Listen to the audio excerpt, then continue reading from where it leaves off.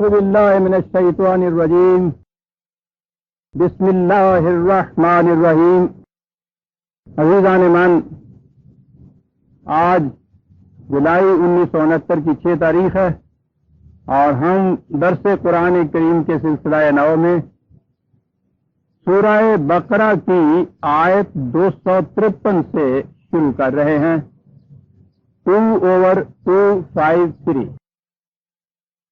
پچھلی آیت میں کہا یہ گیا تھا کہ تل کا آیات اللہ نتلوہا علیک بالحق، یہ آیات خداوندی ہیں جو یہ رسول تیرے سامنے پیش کی جا رہی ہیں اور یہ مبنی بر حقیقت ہیں۔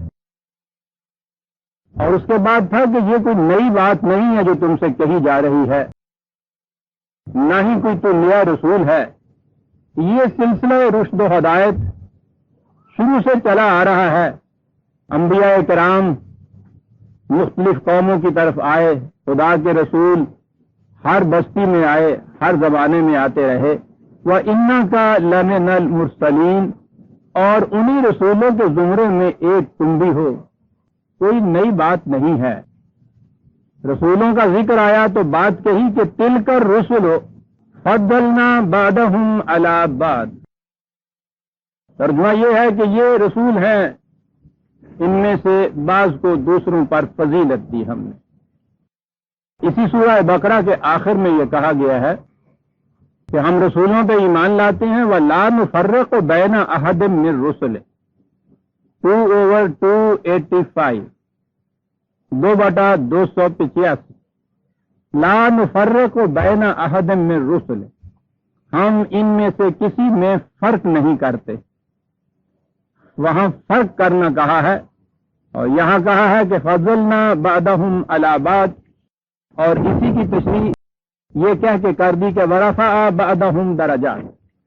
اب ایک چیز ایک جگہ یہ کہا گیا کہ ہم ان میں کوئی فرق نہیں کرتے، دوسرے مقام پہ کہا گیا کہ ان میں سے بعض کو بعض پر فضیلت حاصل ہے۔ ان دونوں مقامات میں تطبیق کیا ہے؟ ایک چیز تو ہے خدا کی طرف سے رسول بن کر آنا، منصب رسالت۔ اس منصب رسالت کی حیثیت سے کسی رسول میں بھی فرق نہیں کیا جا سکتا۔ یہ جتنے رسول تھے خدا کے پیغامبر تھے، خدا کی طرف سے وحی پاتے تھے، اس وحی کو آگے پہنچاتے تھے۔ یہ جو منصب رسالت ہے اس میں کسی کو ان میں سے ہم الگ نہیں کرتے، یہ سب خدا کے رسول تھے۔ لیکن یہ ظاہر ہے کہ مختلف رسولوں کا دائرہ اثر و نفوذ جو ہے، ان کی تعلیم کا دائرہ، ان کی انقلابی جد و جہد کا احاطہ یہ مختلف ہے۔ بعض رسول ہیں وہ ایک بستی کی طرف آئے، ایک بستی میں ایک خرابی بڑی نمایاں تھی، اسی کی انہوں نے اصلاح کی۔ ایک رسول ہے مثلا حضرت موسیٰ علیہ السلام، وہ ایک بڑی عظیم الشان قوم کی طرف آئے اور ان کے انقلابی جد و جہد کا ٹکراؤ فرعون جیسی قوت قاہرہ کے ساتھ ہوا، جس میں سرمایہ داری اور مذہبی پیشوائیت کے نمائندے بھی یکساں طور پہ شامل تھے۔ بہت بڑا ٹکراؤ ہے، اور پھر آخر میں نبی اکرم صلی اللہ علیہ وسلم ہیں۔ نبوت کے اعتبار سے خاتم النبیین، قیامت تک کا پھیلی ہوئی آپ کی رسالت، خود آپ کے اپنے ہاتھوں سے جو انقلاب برپا ہوا ہے وہ بھی عظیم النصیر۔ تو یہ جو ان رسولوں کا یہ دائرہ اثر و نفوذ ہے، یہ احاطہ انقلاب و تعلیم و تربیت ہے، یہ مختلف ہے، اور اس اختلاف کی بنا پہ کہا ہے کہ ایک کو دوسرے پر کچھ مدارج حاصل تھے۔ وَفَضَّلْنَا بَعْضَهُمْ عَلَى بَعْضٍ، بھی یہی کیفیت ہے جو قرآن نے کہی۔ تو یہ یاد رکھیے، قرآن کریم کی روح سے نبی اکرم صلی اللہ علیہ وسلم کی نبوت و رسالت پر ایمان لانے سے پہلے یہ ایمان لانا پڑتا ہے کہ خدا نے شروع سے ہر ملک میں ہر قوم میں اپنے رسول بھیجے، ان تمام رسولوں پر مجمل طور پر ایمان لانا کہ خدا نے یہ بھیجے تھے، یہ مسلمان ہونے کے لیے ضروری ہے، پہلی شرط ہے۔ آخری نبی جو نبی اکرم صلی اللہ علیہ وسلم سے پہلے ہوئے ہیں ان تک ایمان لانے کے بعد نبی اکرم صلی اللہ علیہ وسلم کی رسالت پر ایمان لایا جاتا ہے، پھر مسلمان ہوتا ہے آدمی۔ اب آپ دیکھیے کہ جسے رواداری یا ٹالرنس کہتے ہیں، وہ تو صرف ٹالرنس ہے، ٹالریٹ کرنے کی بات دنیا اسی کو بڑی خوبی کہتی ہے کہ کسی کی کسی چیز کو محض ٹالریٹ کر لیا جائے، برداشت کر لیا جائے۔ یہاں برداشت کا سوال نہیں ہے، یہاں ہمیں دنیا کی ہر قوم کے متعلق یہ ایمان لانا ہے کہ ان کی طرف خدا کا رسول آیا تھا، اور ہم اس رسول کی رسالت پر ایمان لانے کے بعد مسلمان ہوتے ہیں۔ جو قوم بھی اپنے کسی مذہب کے کسی بانی کے متعلق بھی کوئی بات آپ سے کرے اور اس کا ذکر کرے، نہ بھی کرے، ہمیں یہ ماننا پڑے گا کہ اس کی طرف خدا کا رسول آیا تھا، اور رسول ہونے کی جہت سے لا نفرق بین احد من رسلہ، ہم اس کے رسول ہونے کی جہت سے تفریق ہی نہیں کرتے اپنے رسول میں اور ان کے طرف آئے ہوئے رسول میں۔ اب آپ دیکھیے کہ یہ بات ٹالریٹ کرنے کی نہیں، یہ تو انتہائی احترام کی بات، ان کی عظمت کے تسلیم کرنے کی بات ہے، تسلیم نہیں کرنا اس پہ ایمان لانے کی بات ہے۔ ہم کو مکلف ہے اس چیز کے اوپر کہ دنیا کی کوئی قوم، مختلف اقوام، مختلف مذاہب اپنے جن بزرگوں کے متعلق یہ کہیں کہ وہ ہمارے مذہب کے بانی تھے، وہاں وہ اونچا مقام رکھتے تھے، بشرطے کہ وہ نبی اکرم صلی اللہ علیہ وسلم سے پہلے کے ہوں، کیونکہ ان کے بعد تو ہم پھر ایمان رکھتے ہیں نا کہ کوئی نبی نہیں آ سکتا۔ ان سے پہلے کے اگر ہوں تو کسی کا وہ نام لے دیں، ہمیں یہ ماننا ہوگا کہ ہو سکتا ہے کہ وہ خدا کے رسول ہوں، کیونکہ قرآن نے یہ کہا ہے ان رسولوں کے متعلق کہ ان میں سے بعض کا تو ہم نے ذکر کر دیا ہے اس قرآن کے اندر، اور باقی وہ ہیں کہ جن کا ہم نے نام نہیں لیا۔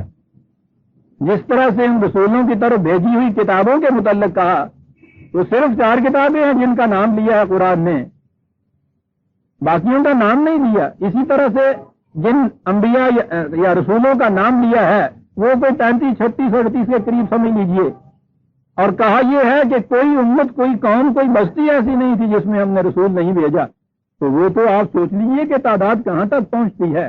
تو ان سب پر ہمیں مجملاً ایمان لانا پڑتا ہے مسلمان ہونے کے لیے کہ وہ خدا کی طرف سے اس قوم کے پاس اس کی وحی، اس کے رسالات لے کر آئے تھے۔ ہمارے نزدیک وہ باقی رسولوں کی طرح واجب التعظیم ہیں، ہم ان کا احترام کریں گے، ان میں سے کسی کے خلاف کوئی کسی قسم کا گستاخی کا لفظ ہم زبان پہ نہیں لا سکتے۔ لا نفرق بین احد من رسلہ۔ آپ سوچیے عزیزان من، دنیا کی کوئی قوم اپنی مذہبی کتاب میں سے اس قسم کی کشادہ ظرفی کا ثبوت دے سکتی ہے؟ ہم اسے کشادہ ظرفی کہہ کر بھی کچھ اس میں ورچو کا پوائنٹ پیدا کرنا چاہتے ہیں اپنے لیے، سوال یہ نہیں ہے۔ ہم سے مکلف ہے ایمان لانے کے لیے۔ اگر ایسی صورت ہو کہ ہم ان میں سے کسی پہ ایمان نہ لائیں تو ہم مسلمان ہو نہیں سکتے۔ سوچئے یہ قوم دنیا بھر کے جتنے اہل مذاہب، جتنی اقوام عالم، جتنی دنیا کی امتیں اور قومیں، ان کے متعلق یہ ایمان کہ ان کی طرف خدا کے رسول آئے تھے اور ہم ان میں کسی میں تفریق نہیں کرتے۔ ایمان تو یہ تھا ہمارا، تعلیم ہمیں یہ دی گئی تھی کہ دنیا بھر کی اقوام کے جو بزرگ ہیں ان میں بھی تفریق نہ کرو، اور اپنی ہماری یہ کیفیت کہ روز ہم اپنی امت کے بزرگوں کے متعلق لٹھم لٹھم ہوتے رہتے ہیں آپس میں، روز ان میں سے ایک دوسرے کے اوپر کفر کا فتویٰ لگاتا ہے، روز ان میں تفریق کرنے کے معاملات کے اوپر بحثیں ہوتی ہیں، مناظرے ہوتے ہیں، مباحثے ہوتے ہیں۔ اے گرفتار ابو بکر و علی ہوشیار باش، قرآن نے کہا ہے۔ ہم تو مثلا ہندوؤں کے کسی بزرگ کے متعلق بھی یہ نہیں کہہ سکتے کہ رسالت کے اعتبار سے اس میں اور نبی اکرم صلی اللہ علیہ وسلم میں کوئی فرق ہے۔ قوم کو تعلیم یہ دی گئی تھی اور قوم کی عملی کیفیت یہ کہ خود اپنی امت کے جو اسلاف اور بزرگ گزر گئے ہیں ان میں تفریق کرنے کے لیے 1000 برس سے آپس میں جوتم پیدار کام ہو رہی ہے. لا نفرق بین احد من الرسل. کتنی بڑی کشادہ نگہی ہے، کتنا بڑا وسعت ظرف ہے. برداشت کرنا نہیں، ٹالریٹ کرنا نہیں، احترام کرنا ہے، ایمان لانا ہے ان کی رسالت کے اوپر. ضمن عرض کر دوں کہ میں نے کبھی نبی کہتا ہوں، کبھی رسول کہتا ہوں، کبھی نبوت کہتا ہوں، کبھی رسالت کہتا ہوں. یہ کوئی الگ الگ چیز نہیں ہے، یہ ایک ہی سکے کے 2 رخ ہیں، ایک ہی حقیقت کے 2 پہلو ہیں. نبوت ہوتی ہے خدا کی طرف سے وحی کا پانا، اور رسالت ہوتی ہے اس وحی کو دوسرے انسانوں تک پہنچانا. یہ ایک ہی فرد ہوتا ہے. یہ جس کے 2 منصب ہوتے ہیں، وہ ادھر سے اس چیز کو لیتا ہے، ادھر اسے پہنچاتا ہے. نبوت یہ منصب ہے، اس کے معنی ہے اس مقام بلند پہ کھڑا ہوا انسان جیسے پہاڑ کی چوٹی پہ کھڑا ہو، اور وہ ادھر کی چیزوں کو بھی دیکھ رہا ہو اور ادھر کی چیزوں کو بھی دیکھ رہا ہو. نبی اس مقام بلند پہ فائز ہوتا ہے کہ وہ ایک طرف اس کی نگاہ مابعد الطبیعیاتی مسائل جو ہیں، حقائق جو ہیں، اس محسوس عالم فزیکل ورلڈ سے ماورا جتنا ہے سرچشمہ علم الہی جسے ہم کہتے ہیں، ایک طرف وہ ان حقائق کو بھی دیکھ رہا ہوتا ہے وحی کی بنا پہ، اور پھر وہ اس دنیا سے کٹ کے الگ نہیں ہو جاتا. وہ جو کچھ وہاں دیکھتا ہے وحی کی روح سے پاتا ہے، پھر وہ اتر کر حرا سے سوئے قوم آتا ہے اور اپنی وحی کو ان تک پہنچاتا ہی نہیں ہے. اس وحی کے مطابق انسانیت کے اندر، عالم انسانیت کے اندر ایک انقلاب برپا کر کے تاریخ کے دھارے کا رخ موڑ دیتا ہے. یہ رسالت ہے اس کی.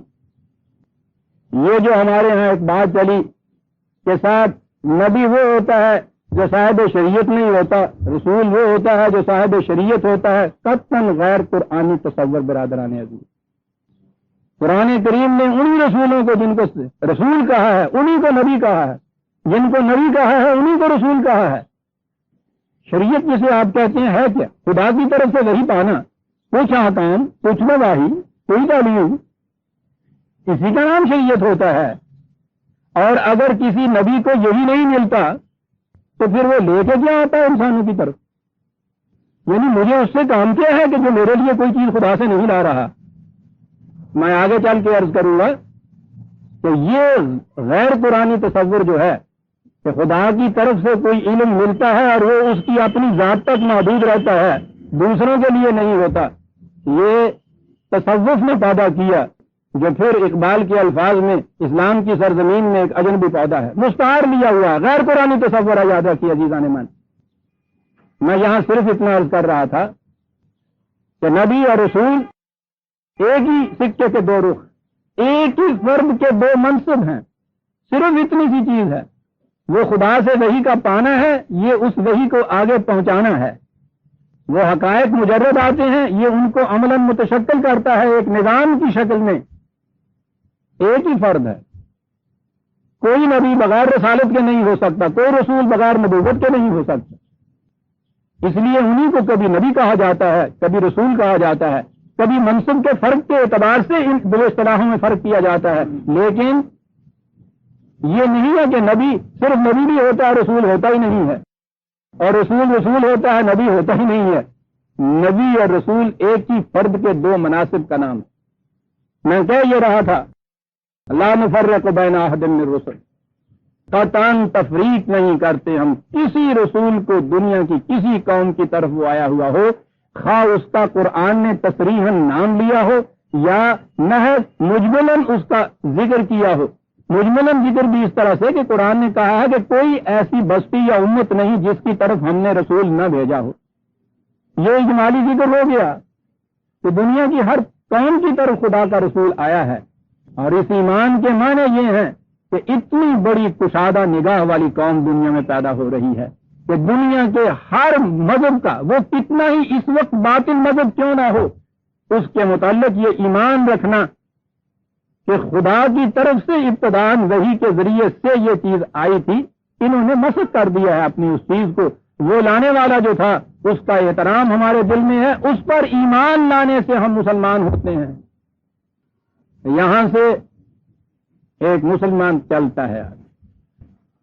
منہم من کلم اللہ، یہ ایک چیز یہاں آئی ہے، اور میں سمجھتا ہوں کہ آج کا درس شاید اسی نقطہ کے لیے وقف ہو جائے گا. نقطہ وہ ہے کہ جس کے لیے ایک درس بھی کافی نہیں ہے. یہاں کہا ہے کہ ان میں سے وہ بھی ہیں کہ جن سے خدا نے کلام کیا. بات یہ کیا ہوئی؟ انبیاء کرام کی طرف خدا کی طرف سے وحی آتی تھی. بڑا اہم موضوع ہے وحی. یہ وحی کیا ہے؟ کیا چیز آتی تھی؟ انسانی علم اکتسابی ہوتا ہے. اکتسابی کے معنی یہ ہیں جسے محنت کر کے کسب و ہنر سے حاصل کیا جاتا ہے. انسان کے بچے کی تو کیفیت یہ ہے کہ جتنا کچھ علم حیوان کے بچے کو از خود دیا ہوا ہوتا ہے فطرت میں، انسان کے بچے کو اتنا علم بھی نہیں ہوتا. حیوان کا بچہ ہر وہ خصوصیت جو اس کے ماں باپ میں ہوتی ہے پیدائش سے اپنے ساتھ لے کے آتا ہے. پہلے دن سے بط کے بچے نے پانی میں تیرنا ہے تو وہ مرغی کے نیچے سوئے ہوئے انڈے میں سے کیوں نہ نکلے، انڈے سے باہر آنے کے ساتھ ہی وہ اڑ کر پانی میں پہنچے گا، اور اسی کے ساتھ دوسرے انڈے میں سے نکلا ہوا مرغی کا بچہ بھاگ کے خشکی کی طرف آ جائے گا. یہ ان کے اندر پیدائش سے رکھی ہوئی چیز ہے. یہ علم انہیں وراثت میں ملتا ہے. اور انسانی بچہ باپ ایم اے ہو، باپ جاہل ان پڑھ ہو، ان دونوں کے بچوں کو یکساں طور پہ الفبے سکھانی پڑتی. اتنی بڑی تعلیم یافتہ باپ کا بچہ پیدائش میں اس باپ کے علم میں سے الفبے بھی ساتھ لے کے نہیں آتا. یہ سارا علم اکتسابی کہلاتا ہے. یہ سیکھنا پڑتا ہے، یہ سکھانا پڑتا ہے، یہ حاصل کرنا پڑتا ہے تجربے سے، مشاہدے سے، مطالعہ سے، درس و تدریس سے، زندگی کے تجارب سے. بہرحال یہ علم حاصل کرنا پڑتا ہے. اس میں کسی کی استثناء نہیں ہوتی. لیکن علم کا ایک اور ذریعہ قرآن نے بتایا جو ہر انسان کو حاصل نہیں ہو. وہ کسب و ہنر سے حاصل کیا نہیں جا سکتا، اور اس کا نام ہے اصطلاح میں وحی. خدا کی طرف سے براہ راست کسی انسان کو کوئی علم عطا ہونا، اس میں اس شخص کے اپنے کسب اور ہنر کا کوئی دخل نہیں ہوتا. ہو ہی نہیں سکتا کہ یہ کسی طرح سے محنت کر کے، پڑھ پڑھا کے، کوئی ریاضتیں کر کے، کوئی چرے کر کے کسی طرح سے اس علم کو حاصل کر لے. خدا کی طرف سے براہ راست یہ علم ملتا ہے. اسے اصطلاح میں وحی کہا جاتا ہے. یہ جو ان حیوانات کے اندر یا کائنات کی اشیاء کے اندر علم داخل کیا ہوا ہوتا ہے جو انہوں نے حاصل نہیں کیا ہوا ہوتا از خود کہیں سے، اسے بھی وحی کہا ہے قرآن نے. وَأَوْحَىٰ رَبُّكَ عَلَى النَّحْلِ، شہد کی مکھی کی طرف ہم نے وحی کی.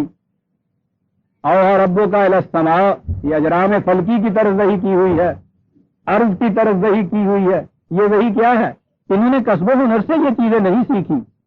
شہد کی مکھی نے کہیں جا کے ٹریننگ حاصل نہیں کی کسی انسٹیٹیوٹ میں کہ اس طریقے سے چھتا بنائے اور ایسے وہ شہد کو اکٹھا کرے. شہد کی مکھی کا ہر بچہ پیدائش کے ساتھ یہ سارا علم اپنے اندر لاتا ہے. قرآن نے اسے بھی وحی کہا ہے. تو اب یہیں سے وحی کی ڈیفینیشن ہمارے سامنے آ گئی. وہ علم جو کسب و ہنر سے حاصل نہ ہو، براہ راست خدا کی طرف سے ملے. اشیاء کائنات میں ہر نوع کو یہ از خود ملتا ہے، اس میں استثناء نہیں ہوتی. ہر بکری کے بچے کو، ہر مرغی کے چوزے کو، ہر شہد کی مکھی کے بچے کو یہ علم ملا ہوا ہوتا ہے. ان میں سے کوئی اس سے محروم نہیں ہوتا. انسانوں میں سے ہر ایک کو وحی کا علم نہیں ملا ہوا ہوتا. ان میں سے کسی شخصیت کو اس کے لیے چنا جاتا تھا، اسے یہ علم اسی طرح سے دیا جاتا تھا جس طرح سے ان چیزوں کو یہ علم ملتا ہے جسے دیا جاتا تھا. ابھی میں وہ آیات پیش کروں گا. قرآن کہتا ہے کہ اور تو اور خود نبی اکرم صلی اللہ علیہ وسلم کے متعلق کہ اس وحی ملنے سے 1 منٹ پہلے تجھے اس کا علم ہی نہیں تھا کہ تجھے یہ وحی ملنے والی ہے. ورنہ اگر کوئی چیز آپ نے کسب و ہنر سے حاصل کرنی ہو تو آپ کو ہر روز معلوم ہوتا ہے کہ اب میں یہاں تک پہنچ گیا، اب میں یہاں تک پہنچ گیا، اب میں یہاں تک پہنچ گیا، اور اس کے بعد میں نے یہ حاصل کر لیا. پہلی جماعت سے اگلے تک آپ پہنچتے ہیں علم حاصل کرتے ہوئے، آپ کو معلوم ہوتا ہے کہ میں نے اتنا علم حاصل کر لیا، اتنا باقی ہے. قرآن کہتا ہے رسول اللہ صلی اللہ علیہ وسلم کے مطابق کہ تجھے اس سے پہلے علم ہی نہیں تھا کہ کتاب کسے کہتی ہے، ایمان کیا ہوتا ہے. یہ علم یوں ملتا ہے. کوئی نبی تدریجاً نبی نہیں بنتا کہ آہستہ آہستہ پہلے کہیں وہ ولی بنا ہو، پھر وہ مجدد بنا ہو، پھر وہ محدث بنا ہو، پھر وہ ذرا اور آگے بنا ہو، کتب ہو، ابدال ہو، غوث ہو، اور آگے ذرا بڑھے تو پھر نبی بن جائے. وہ کہتا ہے تمہیں نبی بننے سے پہلے پتہ ہی نہیں تھا ایمان کیا ہوتا ہے اور کتاب کسے کہتے ہیں. یہ ایک اختصاص ہے. میں نے ہر فکرے میں یہ کہا ہے کہ ملتا تھا، ہوتا تھا، اس لیے کہ یہ سلسلہ بھی نبی اکرم صلی اللہ علیہ وسلم کی ذات اقدس پہ ختم ہو گیا. اب اس کے بعد یہ سوال ہی نہیں پیدا ہوتا کہ کیسے ملتا ہے. اب ملتا ہے جو ہے یہ صیغہ ہی باطل ہو گیا ہمارے یہاں. ملتا تھا، ملتا یوں تھا. اب جو چیز خصوصیت سے کسی ایک فرد کو ملے، دوسرے انسان اس میں شریکی نہ ہوں، وہ اس کے متعلق بحث کیا کر سکتے ہیں کہ یہ کیسے ملتا تھا، اس کی کیفیت کیا ہوتی تھی، اس کی ماہیت کیا ہوتی تھی. ہم وحی کی کیفیت و ماہیت کے متعلق کچھ جان ہی نہیں سکتے. ارتقاء کے سلسلے میں نیچے کی سطح کے اوپر جو زندگی ہوتی ہے وہ اس سے اوپر کی سطح کی زندگی کے قواعد کے متعلق کچھ اندازہ ہی نہیں لگا سکتی. نیچے کی سطح اور اوپر کی سطح کا تو ہم کہہ نہیں سکتے. میں کہتا ہوں کہ ایک بچہ لاکھ سمجھائیے، جوانی کی مخصوص کیفیات جو ہے اس کا اندازہ نہیں کر سکتا، اس کی ماہیت کو سمجھ ہی نہیں سکتا، اس کی کیفیت کو جان ہی نہیں سکتا. نبی انسانیت کے سلسلہ ارتقاء میں عام انسانوں سے اونچی سطح کے اوپر اونچی کڑی ہوتا ہے، ارتقاء کی اگلی منزل ہوتا ہے. اس لیے پچھلی منزل والا جو ہے اس کو اس کی کیفیت و ماہیت کا پتہ ہی نہیں چل سکتا. البتہ جو کچھ اسے وحی کے ذریعے ملتا ہے وہ ہوتا ہے عام انسانوں کی تعلیم و تربیت کے لیے. اس لیے یہ ان کی سمجھ میں آ سکتا ہے، یہ اس کو فالو کر سکتے ہیں، اس کا اتباع کر سکتے ہیں، اس کی اطاعت کر سکتے ہیں، اس کے مطابق اپنی زندگی ڈھال سکتے ہیں. لہذا 2 تعلق ہو گئے. نبی کا تعلق کہ وہ وحی کو پاتا ہے، ہمیں کچھ معلوم نہیں کیسے پاتا ہے، کیا کیفیت ہوتی ہے وحی کے ریسیو کرنے کی. وحی جو کچھ وہ لاتا ہے وہ ہمارے لیے ہوتی. جب وہ لاتا ہے اور وحی کو ہم تک پہنچا دیتا ہے تو وحی کے ریسیپینٹ ہونے کی حیثیت سے ہم اور وہ ایک مقام پہ آ جاتے ہیں. اور اسی لیے وہ وحی لانے کے بعد کہتا ہے انا اول المسلمین، میں خود سب سے پہلے اپنی اس وحی کے احکام کے سامنے جھکتا ہوں. اور وہ پھر تمہیں 2 انسانوں کو دعوت دیتا ہے دوسروں کو کہ آؤ تم بھی ایسے ہو جاؤ. لہذا یہ چیز کہ وحی کیا ہوتی تھی، کیسے ملتی تھی، کیا انداز تھا، کیا طریق تھا، قرآن نے اس کے متعلق چند الفاظ استعمال کیے ہیں، لیکن جیسا کہ میں نے عرض کیا ہے ہم ان پہ صرف ایمان لا سکتے ہیں. ہم یہ جان پہچان محسوس تک بھی نہیں کر سکتے کہ وہ کیسے ہوتا تھا. پھر عرض کر دوں کہ وحی کی تعلیم یا وحی کا متن یا اس کا ٹیکسٹ جو آگے ہمارے سامنے آتا ہے اس کے ایک ایک لفظ کو ہم سمجھ سکتے ہیں کہ وہ ہمارے لیے ہوتا ہے. صرف میں یہ کہہ رہا تھا کہ وہ کیسے ملتا ہے نبی کو یہ نہیں ہم کہہ سکتے. قرآن کریم نے اس کے متعلق بتایا ہے. بات یہاں سے چلی ہے منہم من کلم اللہ، کلام کیا خدا نے. وحی کے لفظی معنی تو ہوتے ہیں، بنیادی مادی معنی ہوتے ہیں، بہت تیز سا اشارہ کرنا. یہ صرف بنیادی معنی ہیں. اصطلاحی معنی اس کے جیسا میں نے عرض کیا ہے، خدا کی طرف سے کسی کا براہ راست وہ علم حاصل کرنا جو وہ خود کسب و ہنر سے حاصل نہیں کر سکتا تھا.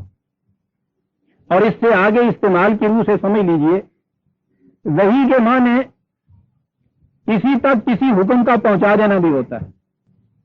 ایک تو وہ ہے کہ نبی براہ راست خدا سے حاصل کرتا ہے یہ وحی، یہ نبی ان احکام کو جب آگے پہنچاتا ہے تو اس کو بھی اوہینا سے قرآن نے کہا ہے اس قوم کی طرف ہم نے ان احکام کو پہنچایا۔ یہ معنی نہیں کہ اس قوم کے ہر فرد کی طرف ہم نے اسی طرح سے وحی کی جیسے رسول پہ وحی کی جاتی تھی۔ یہ بات بڑی اہم ہے۔ وہ جو ہمارے ہاں باطل عقائد جاری ہوئے اور ان میں یہ بھی ہوا کہ صاحب نبی کے علاوہ اوروں کو بھی وحی مل سکتی ہے۔ اچھا جی، دلیل قرآن کی کیا چتانی؟ دیکھیے صاحب، قرآن نے کہا کہ ہم نے ام موسیٰ کی طرف وحی کی، اوحینا الی ام موسیٰ، موسیٰ کی ماں کی طرف یہ وحی کی کہ تم اپنے بچے کو صندوق میں بند کر کے اور اس طرح سے دریا میں بہا دو۔ یہ وحی کرنا جسے کہتے ہیں۔ حواریوں کی طرف ایک جگہ ہے وحی کی۔ وہ اتنا ہی نہیں سمجھتے کہ عربی قاعدے کی روح سے ہی وحی، اس جہاں جو وحی کرنا ہے اس کے معنی دوسرے ہوتے کیا ہیں؟ آکام پہنچا دینا، بات صاف ہو گئی۔ ہم نے موسیٰ کی ماں کی طرف اپنا یہ حکم پہنچایا، وہ خدا کا نبی اس حکم کو لے کے آیا اس کی طرف اور اس کو پہنچا دیا۔ حواریوں کی طرف وحی کے معنی یہ ہیں کہ حضرت عیسیٰ علیہ السلام کی نے یہ ہمارے احکام ان تک پہنچا دیے۔ اوحینا الی بنی اسرائیل، حضرت موسیٰ علیہ السلام کو وحی دی اور وہ وحی کے احکام انہوں نے بنی اسرائیل تک پہنچا دیے۔ بات یہاں ہو رہی ہے خدا کی طرف سے براہ راست اس وحی کا کسی فرد کو ملنا، جسے یہ ملتا ہے اسے نبی کہا جاتا ہے۔ کوئی غیر از نبی جو ہے وہ اسے پا نہیں سکتا تھا، اور پھر اب تو پا سکنے کا سوال ہی پیدا نہیں ہوتا۔ طریقے اس کے جو ہیں، میں نے عرض کیا ہے کہ قرآن نے اس کے متعلق اشارتاً بات کہی ہے جس کی حقیقت کو ہم نہیں سمجھ سکتے۔ کہا یہ ہے 2/97 2/97 قل من کان عدو لجبریل فإنہ نزلہ علی قلبک بإذن اللہ۔ ان سے کہو کہ جبریل کا دشمن کون ہو سکتا ہے، یہ پہلے آیت آ چکی ہے۔ میں بات صرف اس وقت اتنا ہی کہتا ہوں، جبریل کہ جس نے خدا کے قانون کے مطابق اسے اے نبی تیرے قلب پر نازل کیا۔ جبریل کیا ہے، خدا کی طرف سے وہ حکم کیسے لاتا ہے، قلب نبوی پر کیسے اس کا نزول ہوتا ہے، ہم نہیں جان سکتے۔ اتنا ہی قرآن نے کہا ہے جبرائیل خدا کی ایک قوت، جبر کے معنی توانائی، قوت، ایل کے معنی خدا، ایک الوہیاتی توانائی، ہم نہیں جان سکتے کہ کیا، وہ اس کو قلب نبوی پر نازل کرتا ہے۔ یہاں جبریل کہا 16/102 قل نزلہ روح القدس من ربک بالحق۔ ان سے کہہ دو کہ یہ روح القدس نے مبنی بر حقیقت ایک علم نازل کیا ہے خدا کی طرف۔ یہاں روح القدس کہا ہے، وہاں جبریل کہا ہے۔ 2/193 میں اسی کو روح الامین کہا ہے۔ عربی زبان میں روح کے معنی بھی توانائی ہوتا ہے۔ روح القدس بہت دور تک پہنچنے والی ایک توانائی، منزہ، جس میں کچھ آمیزش بھی نہ ہو سکے۔ بہرحال یہ اصطلاحات ہیں جو قرآن نے استعمال کی۔ پھر جہاں بھی وحی کا ذکر ہے اس کے لیے لفظ نزول آیا ہے، نازل ہونا آیا ہے۔ ویسے تو عام معنی اس کے کسی شے کے اوپر سے نیچے آنے کو ہوتے ہیں، لیکن اس میں ایک بڑی اہم حقیقت ہے۔ انسان کا سارا علم، اس کے حقائق، اس کے احساسات، اس کے جذبات اندر سے باہر کو آتے ہیں، اس کے اندر ہوتے ہیں۔ یہ جو اندر ہونا ہے اسے سبجیکٹو کہتے ہیں، کسی کے اندر ہونا۔ انسان کی ساری کیفیتیں، اس کا علم، اس کے احساسات سبجیکٹو ہوتے ہیں، اس کے اندر ہوتے ہیں، داخلی ہوتے ہیں۔ لیکن ایک چیز ہے جسے کہا گیا ہے کہ وہ باہر سے آتی ہے، یہ علم جو ہے اسے آبجیکٹو کہتے ہیں، خارجیت اسے کہتے ہیں۔ وحی کی خصوصیت آبجیکٹیوٹی ہے، باہر سے کسی چیز کا اس کے اندر آنا۔ علم انسانی سبجیکٹو ہوتا ہے، اس کے اندر سے باہر آتا ہے۔ اس لیے جہاں لفظ نازل ہونا، قرآن نے لفظ استعمال کیا، کوئی علم خدا کی طرف سے اس انسان کو باہر سے آ کر آبجیکٹیولی اس کو ملتا ہے. اسی لیے کہا ہے ما ينطق عن الهوى، یہ اپنے خیالات و جذبات سے کوئی بات نہیں کہتا ہے. ان هو الا وحی یوحی، یہ تو وہی ہے جو خدا کی طرف سے اس کو ملتی ہے. وہ اس کے اپنے خیالات اپنے جذبات کا اس میں قطعاً کوئی دخل نہیں ہوتا، اس میں داخلیت نہیں ہوتی، سبجیکٹیوٹی نہیں ہوتی. یہ آبجیکٹیولی ملتا ہے اور پھر یہ انسانوں تک پہنچاتا ہے. وہی کہ قرآن نے 3 طریقے بتائے. وہی چیز ہے جو یہاں میرے سامنے تھی جس کے لیے یہ بات چھڑی ہے. بڑی اہم آیت ہے 42/51، 42/51. اور یہی اسی کے اوپر وہ ساری عمارت پہلے تصوف کی، پھر اس کے بعد نبوت کی، اور نبوت کے جاری رہنے کی کھڑی کی جاتی ہے ایک آیت کے متعلق کنفیوژن کریٹ کرنے. بات بڑی صاف ہے. ما کان لبشر ان یکلمہ اللہ الا وحی او من وراء حجاب او یرسل رسولا فیوحی باذنہ ما یشاء انہ علی حکیم. کسی انسان کے لیے یہ ہو ممکن ہی نہیں ہے کہ خدا اس سے کلام کرے بجوز ان طریقوں. حصر ہے، یعنی یہی ہے، اس کے علاوہ کوئی اور ذریعہ اور طریقہ نہیں ہے. لے بشر، یہاں صرف نبی نہیں کہا، انسانوں سے خدا کے کلام کرنے کا طریقہ. خدا انسانوں سے کلام کرتا ہے ان 3 طریقوں سے. ایک تو کہا وحین، یہ وہی چیز ہے اشارہ خفی جسے میں نے کہا ہے، جبریل کے وساطت سے. روح الامین جسے کہا، روح القدس جسے کہا، وہ قلب نبوی کے اوپر القاء کرتا ہے. یہ ایک طریق ہو گیا. دوسرا طریقہ کہا ہے او من وراء حجاب، یا پس پردہ، آنکھوں سے نظر تو نہ آئے وہ بولنے والا خدا، لیکن اس کی بات سنائی دے. یہ ایک چیز ہے جو قرآن کریم نے کہی ہے کہ موسیٰ علیہ السلام سے یہ ایسا ہم نے کیا تھا، اور اس کے لیے لفظ کلام بلا ہے. وَكَلَّمَ اللَّهُ مُوسَىٰ تَكْلِيمًا. حضرت موسیٰ علیہ السلام کے متعلق یہ بات آئی ہے، اور پھر اس کی تفصیل بھی ہمارے سامنے آئی ہے. وہ طور کا واقعہ جہاں وہ آگ لینے کو گئے، وہاں ندا آئی، آواز آئی، موسیٰ نے سنی، خدا نے کچھ باتیں کی. حضرت موسیٰ علیہ السلام کا یہ قصہ یہ قرآن کریم کے اندر موجود ہے، تفصیل اس کی موجود ہے. کلم اللہ موسیٰ تکلیمہ، حوالہ لکھ لیجئے 4/164. تفسیر اس کی کہ یہ کیا باتیں ہوئی تھیں مختلف مقامات پہ ہیں. اس میں سے ایک حوالہ لکھ لیجئے 7/143، 7/143. وہی یہ طور کا واقعہ ہے. خصوصیت سے یہ جو بات ہے نا ورائے حجاب، تو قرآن نے خود اس کی تشریح وہاں کر دی ہے، جہاں حضرت موسیٰ نے یہ کہا تھا کہ بات تو آپ کر رہے ہیں، ذرا بے نقاب سامنے آئیے. کیسا پردہ ہے کہ چلمن میں چھپے بیٹھے ہیں. اور کہا گیا تھا کہ موسیٰ تم دیکھ نہیں سکتے. تو خود خدا نے اس کی تشریح کی کہ من ورائے حجاب کے معنی کیا ہیں. میں پھر عرض کر دوں کہ یہ کیسے آواز آئی تھی، کیسے باتیں ہوئی تھی، غیر نبی اس کو جان ہی نہیں سکتا. لیکن قرآن نے خود یہ کہا ہے کہ ایک طریق یہ بھی تھا، اور وہ مختص تھا حضرت موسیٰ علیہ السلام کے لیے جو کہا ہے کہ پس پردہ بات ہوئی تھی.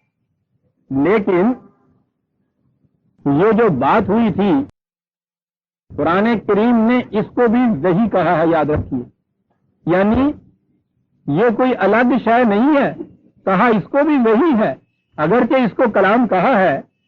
20/13، 20/13. وہی وہاں جو بات کہی ہے انی انا ربو کا، یہ جب مقامات آئیں گے تو وہاں میں عرض کروں گا یہ کیا باتیں ہوئی ہیں. کہا یہ ہے کہ وَأَنَا اخْتَرْتُكَ فَاسْتَمِعْ لِمَا يُوحَىٰ. باتیں ہو رہی ہیں پس پردہ، لیکن کہا یہی گیا ہے کہ جو وہی تیری طرف ہم کر رہے ہیں، کی جا رہی ہے، اس کو سنو. کہنے کا میرا مطلب یہ تھا کہ اس چیز کو بھی وہی کہا ہے قرآن نے، یہ کوئی الگ اور شے نہیں، صرف ایک طریق بتایا ہے کہ ایک تو وہ تھا کہ اس کے قلب کے اوپر اس کا نزول ہوتا تھا، ایک دوسرا طریقہ یہ ہے من ورائے حجاب۔ یہ دو طریقے عزیزان ایمان انبیاء کے ساتھ مخصوص تھے۔ قرآن نے کہا ہے ما کان لبشر ان یکلمہ اللہ، بشر کے ساتھ خدا کا کلام کرنا وہ صرف ان طریقوں میں سے ایک طریق سے ہو سکتا ہے، یا تو وہ وہی ہے جو کسی نبی کی طرف بھیجی گئی القاء نبی کے قلب پہ، یا ایک چیز وہ جسے کلام کہا گیا ہے حضرت موسیٰ علیہ السلام کے ساتھ من ورائے حجاب۔ اب ہم آپ رہ گئے، بشر تو ہم آپ بھی ہیں، ہمارے ساتھ خدا کے کلام کرنے کا پھر کیا طریقہ ہوا؟ کہا غیر از نبی کے لیے طریقہ یہ ہے یرسل رسولا فیوحی باذنہ ما یشاء، ان کی طرف رسول بھیجا جاتا ہے اور ان کے ساتھ خدا ان رسولوں کی وساطت سے بات کرتا ہے۔ کتنی صاف چیز! اس میں پہلے تو یہ سوچ لیجئے قرآن کریم میں ہر جگہ یہ لکھا ہے خدا کلام کرتا ہے، کہیں یہ نہیں لکھا ہے کہ کوئی انسان خدا سے بھی کلام کر سکتا ہے۔ بڑا اہم نقطہ ہے، خدا انسانوں سے کلام کرتا ہے۔ عزیزان ایمان، نبی اکرم صلی اللہ علیہ وسلم کے ساتھ خدا نے کلام کیا جسے وہی کہا۔ خدا کا یہ کلام رسول اللہ صلی اللہ علیہ وسلم نے ہم تک پہنچا دیا، یہ ہے کلام خدا، اس کو کلام اللہ کہا ہے خدا نے قرآن کو۔ اور اب جب ہم قرآن پڑھتے ہیں تو خدا ہم سے کلام کر رہا ہوتا ہے۔ یہی کلام تھا نا جو رسول اللہ سے کیا تھا خدا نے۔ فرق اتنا ہے کہ ان سے یہ کلام براہ راست کیا تھا، ہم سے یہ قرآن رسول کی وساطت سے کیا جا رہا ہے، یا یوں کہیے کہ ان کے معاملے میں رسول جبریل تھے، ہمارے معاملے میں رسول محمد ہے صلی اللہ علیہ وسلم۔ ذریعے کا ہی فرق ہے نا، حضور کو جو وحی ملی تھی وہ اس کے سوا اور کیا تھی، اور یہ ساری وحی ہمارے پاس ہے۔ عزیزان ایمان، جب بھی کوئی مومن اس قرآن کو پڑھتا ہے تو خدا اس سے ہم کلام ہو رہا ہوتا ہے۔ یہ خدا کی کلامیت جو ہے قیامت تک کے لیے جاری ہے۔ اعتراض ہوتا ہے کہ صاحب ختم نبوت کے عقیدے کے بعد کیا خدا پھر گنگا ہو گیا، بولتا ہی نہیں ہے؟ ہر شخص سے بولتا ہے وہ، پہلے تو صرف ایک رسول سے بولتا تھا، اب تو وہ ہر انسان سے بولتا ہے۔ جو بھی قرآن اٹھا کے پڑھتا ہے خدا اس سے کلام کر رہا ہوتا ہے، قیامت تک کے لیے کلام کر رہا ہے۔ صاحب اس کلام کو محفوظ رکھنے کے معنی یہ تھے، اس کا مقصد ہی یہ تھا کہ خدا نے انسانوں کے ساتھ قیامت تک کلام کرنی تھی، اور یہ ہے وہ کلام اللہ، خدا کی کلام جو انسانوں کے ساتھ وہ کر رہا ہے، بولتا ہے وہ قیامت تک کے لیے بولے گا، کتاب محفوظ ہے۔ اس طرح سے نبی اکرم صلی اللہ علیہ وسلم پر جو نبوت ختم ہوئی ہے اس کے بعد نہ وحی کی ضرورت، اس لیے کہ اس وحی کے متعلق یہ کہہ دیا تمت کلمات ربک صدقا وعدلا لا مبدل لکلماتہ، جو کچھ خدا نے کہنا تھا وہ صدق و عدل سے مکمل ہو گیا، مکمل بھی ہو گیا۔ ہو سکتا تھا کہ صاحب 1300 سال پہلے کی ضرورتوں کے مطابق مکمل کر دیا ہو، بعد میں آنے والی ضروریات کے لیے اس میں کوئی تبدیلی کی ضرورت، لا مبدل لکلماتہ، اس میں تبدیلی کی ضرورت نہیں ہے۔ اچھا جی، مکمل بھی ہو گیا، غیر متبدل بھی ہو گیا، ہو سکتا تھا کہ زمانے کے حوادث سے اس میں کچھ تعریف ہو جاتی، جیسا کہ پہلی کتابوں کے ساتھ ہوا۔ خود یہ کہہ دیا کہ ہم نے اسے نازل کیا وَإِنَّا لَهُ لَحَافِظُونَ، ہم اس کی حفاظت کریں گے۔ مجموعہ کلام خداوندی مکمل، غیر متبدل، محفوظ، قیامت تک، نبوت کی ضرورت کہاں باقی رہتی ہے؟ کاہے کے لیے؟ کہتے ہیں جی قرآن کو سمجھانے کے لیے ایک نبی کی ضرورت۔ وہ ایک مثال بازاری سی چلی آتی تھی، بڑے اونچے پیمانے پہ جا کے ساتھ ہو رہی ہے، لکھے موسیٰ پڑھے خدا، یعنی اس قسم کا وہ کہا کرتے ہیں نا، خط لکھنے والا جو تھا خط کے ساتھ خود جایا کرتا تھا کہ جا کے پڑھ کے بھی سنا دے، تو کوئی پڑھ ہی نہیں سکتا تھا، ایسی کتاب خدا نے بھیجی تمام انسانوں کی طرف، مبین کتاب، واضح کتاب تمام انسانوں کے لیے. اور کتاب کی کیفیت یہ ہے کہ جب تک اس کی طرف سے ایک نبی نہ آئے بات ہی سمجھ میں نہ آئے. وہ ہے کتاب پہلے بھیجی اس نے نبی کی وساطت سے، پھر اس کو کتاب کو سمجھانے کے لیے نبی بھیجنے شروع کی. عزیزان من، ایک خشت اول ذرا سی ٹیڑھی رکھ دی جائے تا سریا میروت دیوار کج، سوال نہیں ہے. واضح اور بھی مبین کے اندر کتاب مکمل، غیر متبدل، محفوظ تمام نوع انسانی کے لیے. اس کے بعد وہ جو سلسلہ تھا خدا کی طرف سے کچھ براہ راست علم پانے کا، وہ سلسلہ ختم ہوا. خدا کی طرف سے پایا ہوا علم یہ ہمارے پاس محفوظ، مکمل، غیر متبدل شکل میں موجود ہے. جب بھی کوئی شخص قرآن پڑھتا ہے خدا اس سے کلام کر رہا ہوتا. لیکن انسانی ذہن کا کیا علاج؟ اس قدر واضح تعلیم کے بعد بھی عجیب عجیب قسم کی چیزیں سامنے آنی شروع ہوئی. پہلے کے ساتھ وحی کی بھی دو قسمیں ہوتی تھی. یہ یہودیوں کے ہاں کا عقیدہ تھا. انہوں نے یہ عقیدہ وضع کیا تھا کہ ایک تو وحی وہ ہوتی ہے جو لکھی جاتی ہے کتاب میں اور پڑھی جاتی ہے، ایک وہ ہوتی ہے جو لکھی نہیں جاتی، زبانی آتی ہے. ان کے ہاں یہ عقیدہ تھا کہ حضرت موسیٰ علیہ السلام پہ جو وحی ہوئی تھی وہ تو تورات میں آ گئی، آل ہارون کے اوپر جو وحی ہوتی تھی وہ زبانی روایات کی شکل میں ہوتی تھی. اور اس لیے انہوں نے وحی کی دو قسمیں بنا رکھی تھی. وحی کی کوئی دو قسمیں اس قسم کی ہے نہیں. ایک چیز کہ وحی بالفاظ ہی، خدا کی طرف سے وحی، الفاظ بھی خدا کی طرف سے.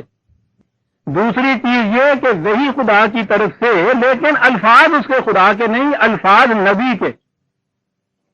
اس عقیدے کو وضع کرنے والوں کو اتنا بنیادی علم بھی نہیں تھا کہ کوئی خیال کسی کے ذہن کے اندر بغیر الفاظ کے آ ہی نہیں سکتا، ناممکن ہے. جس طرح سے کہ کوئی امیجینیشن جو ہے، تصور جو ہے، محسوسات کے علاوہ آ نہیں سکتا. غیر محسوس شے کوئی بھی کیوں نہ ہو، اس کا تصور بھی محسوس شکل میں آئے گا. آپ دیکھیے کہ خدا بھی آپ جب ذہن میں کہتے ہیں، ذہن میں تصور اگر کرنا چاہیں گے تو کوئی نہ کوئی محسوس تصور ہوگا. اسی طرح سے کوئی خیال بغیر لفظ کے آ ہی نہیں سکتا انسان کے ذہن. وہی خیالات کا القاء نہیں ہوتی، وہی کے الفاظ بھی خدا کے الفاظ ہوتے ہیں، کیونکہ وہی خیال تو بغیر لفظ کے ہو ہی نہیں سکتا. لہذا وحی کی یہ دو قسمیں کرنا کہ ایک تو خیال اور لفظ دونوں خدا کی طرف سے، ایک خیال خدا کی طرف سے، وہی لفظ نبی کا. یہ سیمینٹک کا بنیادی اصول بھی ان کو پتہ نہیں، فلسفی. یہودیوں کے ہاں یہ عقیدہ تھا. یہی عقیدہ پہلے ہمارے ہاں آیا تھا. وحی کی دو قسمیں ہوئی. ایک وحی قرآن کے اندر مطلب جس کی تلاوت ہوتی ہے، دوسری وحی جس کی تلاوت نہیں ہوتی. یہاں تک تو روایات کا قصہ تھا. اب ذرا سی کھڑکی کھلے تو اس کے بعد دیکھیے پھاٹک کیسے کھلتا ہے. آپ دیکھیے کہ بعد نبوت کو توڑنے کے لیے کیا چیز ہوئی. ایک عقیدہ اور آگے، اور وہ ایسا کہ جب میں یہ عرض کروں گا تو شاید پہلی دفعہ آپ یہ سنیں کہ یہ چیز بھی آپ کہہ رہے ہیں کہ ختم نبوت کی مہر کو توڑنے کے لیے یہ چیز وجود میں آئی. یہ چیز بھی آپ یہ کہہ رہے ہیں کہ ایک عجمی سازش تھی جس کے لیے آئی. یہ کیا چیز تھی؟ تصوف کا یہ عقیدہ کہ علم کا ایک ذریعہ کشف اور الہام بھی ہے. کیا ہوتا ہے کشف و الہام؟ کہ کسب و ہنر سے علم نہ حاصل کیا جائے، خدا کی طرف سے براہ راست علم ملے. عزیزان من، وحی کی یہی تو ڈیفینیشن تھی. اسی کو وہی کہا گیا تھا کہ کسب و ہنر سے نہیں، براہ راست خدا کی طرف سے انسان کی اپنے کسب و ہنر کے بغیر خدا کی طرف سے براہ راست ملے علم. نبوت کو تو انہوں نے کیا ختم، رسمی عقیدہ رکھا اس پہ، اور اس کے بعد عقیدہ یہ وضع کیا کہ اولیاء کرام پر خدا کی طرف سے کشف اور الہام کے ذریعے سے اسی طرح سے علم نازل ہوتا ہے. صرف عزیزان من وحی کا لفظ بھی استعمال نہیں کیا گیا، محض اشتعال سے بچنے کے لیے. ورنہ بیان ہی یہ وہی چیز ہے کہ جو وہی ہوتی ہے. وہی کے دروازے کو بند کیا اور قیامت تک کے لیے پھاٹک کھول دیا. اگر آپ ان حضرات کے اقوال پڑھیں کہ جن کا دعویٰ یہ ہے کہ انہیں کشف اور الہام سے خدا کی طرف سے علم ملتا ہے، تو آپ دیکھیں گے محی الدین ابن عربی شیخ اکبر جنہیں کہا جاتا ہے، بانی سب سے پہلے جو علم تصوف کے فلسفہ کے، آپ خصوص الحکم کبھی ان کی اٹھا کے دیکھیے تو کہتے ہیں کہ ولی خدا کے ہاں سے علم پانے میں بیان اس مقام پہ ہوتا ہے جہاں نبی ہوتا ہے. بات صاف ہے. ختم نبوت کے عقیدے کے اوپر تو ہم اس قدر سیخ پا ہوتے ہیں، اتنی لڑائیاں لڑتے ہیں، اتنے جھگڑے کرتے ہیں. یہ ٹھیک ہے، اجرائے نبوت کا عقیدہ اسلام کے خلاف بہت بڑی سازش، لیکن کبھی یہ نہیں سوچتے کہ اس تک پہنچنے کے لیے وہ جو اتنی بڑی بڑی سیڑھیاں رکھی ہوئی ہیں وہ ساری کی ساری ہم صحیح تسلیم کرتے ہیں.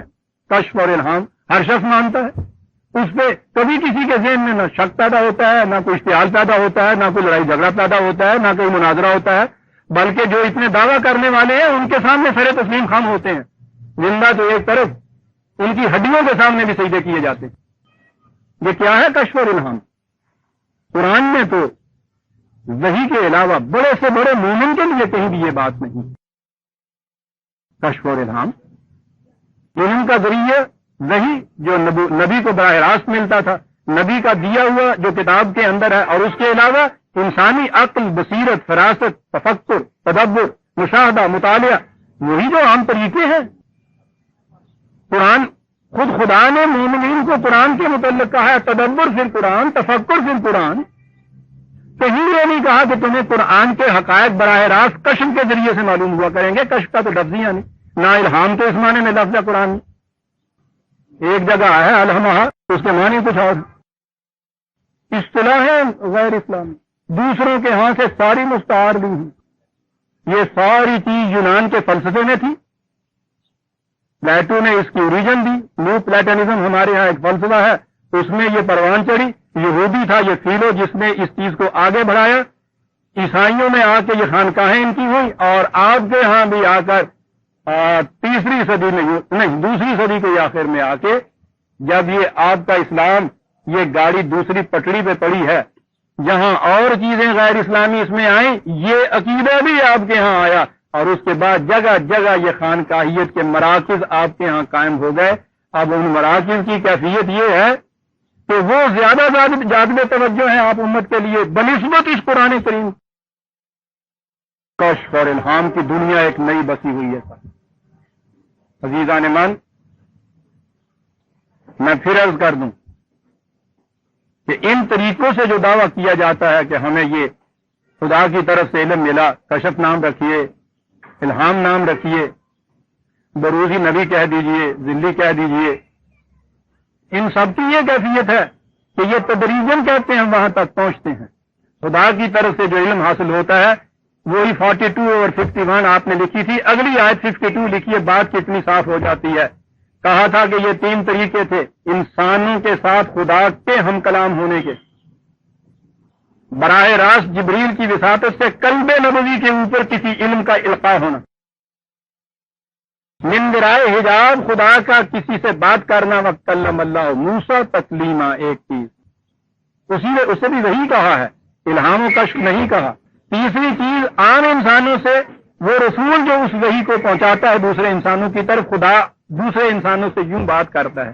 نبی کے متعلق کہا وَكَذَلِكَ أَوْحَيْنَا إِلَيْكَ رُوحٌ مِّنْ أَمْرِنَا، اس طرح سے ہم نے اپنے امر کی روح. یہ عجیب الفاظ ہیں، جب یہ آئیں گے اپنے مقام پہ میں عرض کروں گا کہ کسی حقیقت کا معلوم ہو جانا، کسی فارمولے کا علم حاصل ہو جانا، یہ کتنی بڑی توانائی اور قوت ہوتی ہے. کیوں روح کہا ہے قرآن نے اس کو، وہی کو بڑی عظیم چیز ہے. یہ اٹامک انرجی کے متعلق جن قوموں کے پاس اس کا سیکرٹ ہے، آپ دیکھتے ہیں باقی قومیں کیسے کانپ رہی ہیں. یہ ہے وہ توانائی، اور یہ تو تبھی دنیا کے متعلق ہے. دنیا انسانیت کے متعلق جو اسی قسم کے قوانین اور فارمولے ہیں، ان کا راز وحی کے ذریعے سے نبی کو دیا جاتا تھا، جسے پھر وہ عام کرتا تھا. جن کے پاس یہ راز ہو، یہ سیکرٹس ہوں، کتنی توانائیوں کی مالک وہ قوم ہو جائے گی؟